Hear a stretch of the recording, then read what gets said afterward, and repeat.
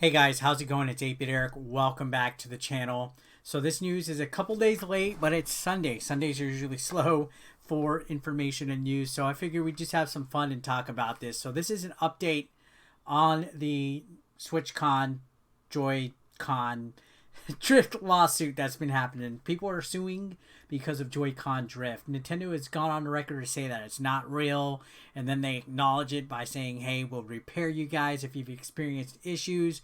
And it's been an ongoing process for many years. It's probably not going to end till years after the Switch is no longer a thing. People are claiming that Nintendo knowingly put the Joy-Cons out knowing they would defect quickly and easily to entice people to keep buying products.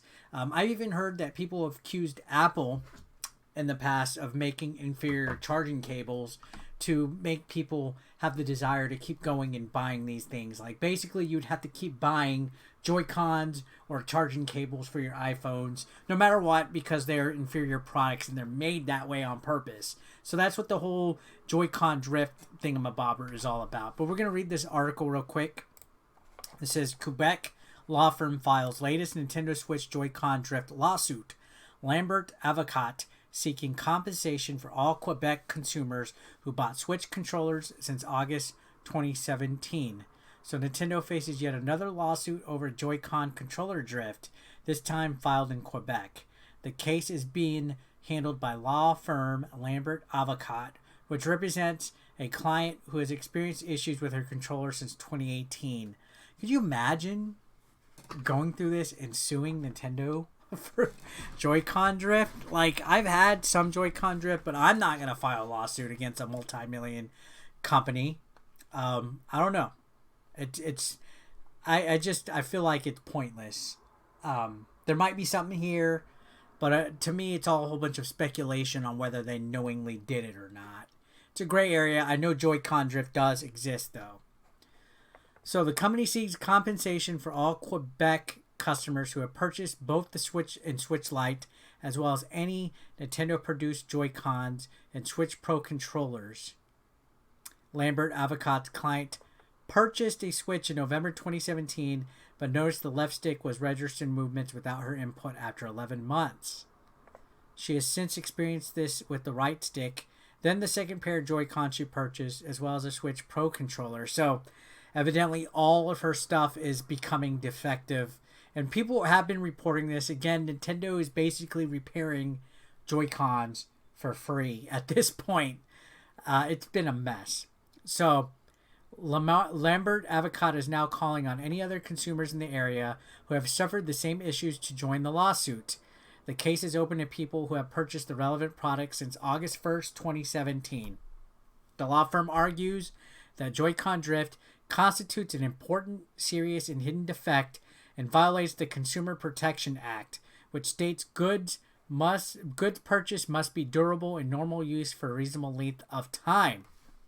Now, I will say, a controller to be deemed defective in 11 months and just give inputs on its own is suspect. So, it's fair. I mean, this assumption of a lawsuit is fair, I would say. So they go on to say Nintendo failed to mention an important fact in a representation made to a consumer: the quality of its products, which is a key element likely to affect the consumer's informed decision in purchasing a product, the firm wrote. The case is currently waiting an authorization from a superior court judge. It adds to a growing list of similar lawsuits Nintendo faces, which have followed in the wake of a class action suit filed against Nintendo of America back in 2019. So there's several of these. This isn't the only one. I've covered a few of them in the past on the channel. There's like a parent and her kid that are suing Nintendo over this, among other lawsuits. It's a mess. So it says, in recent months, French consumers organization UFC Q Chasseur, I probably butchered that, has sued Nintendo for planned obsolescence and anti-consumer practices over the drifting issue, while additional complaints have been filed in Northern California and Seattle. So that's at least 1, 2, 3, 4, about 5 of these class action lawsuits over Joy-Con drift. Last month, a group of European consumer organizations called for consumers to report Joy-Con drift issues. So I've kind of, I guess, slightly been monitoring this Joy-Con drift lawsuit situation. It's really interesting to see this in action, to see how it really affects people. Usually class action lawsuits like this, it's more of like against the like a whole, like a group of people against a company. So a law firm definitely does not approach these without full confidence that they're going to win it. If you fit this, if you're in Quebec and you purchased it November 2017 and you have issues with it, I guess here's your chance to win some money. I don't know. To me, it just seems like a very huge gray area when it comes to a lawsuit such as this.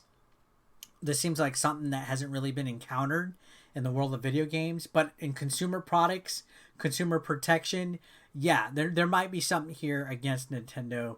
I just feel, I don't know. I don't feel right about it. It definitely feels like Nintendo. I don't think they knowing Nintendo, how polished they are with a lot of things that they do, they wouldn't put an inferior product out on purpose, which is what this lawsuit says. This lawsuit declares that.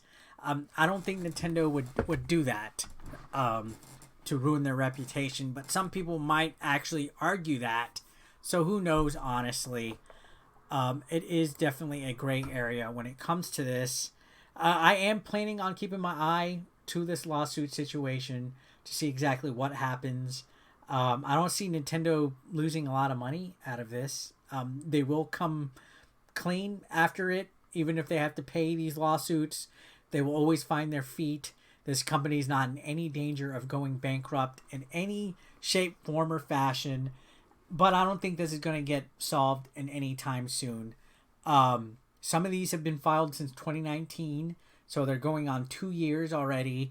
I think by the time this lawsuit over the Joy-Con drifts even comes to a head or gets settled or whatever you want to call it, I think the Switch would be long gone. I think we would be on another Nintendo console generation by then.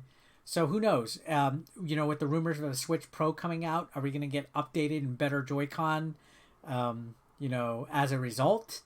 Or is Nintendo just going to get rid of Joy-Cons going forward? Who knows? It is curious enough to see what will be going on in the future in regards to this, whatever happens as a result to these lawsuits. So let me know your thoughts in the comment section down below, guys. Subscribe if you haven't. I'm following this loosely because it is interesting and it does affect the world of gaming as a whole. Thanks a lot for watching. I'll see you on the next one.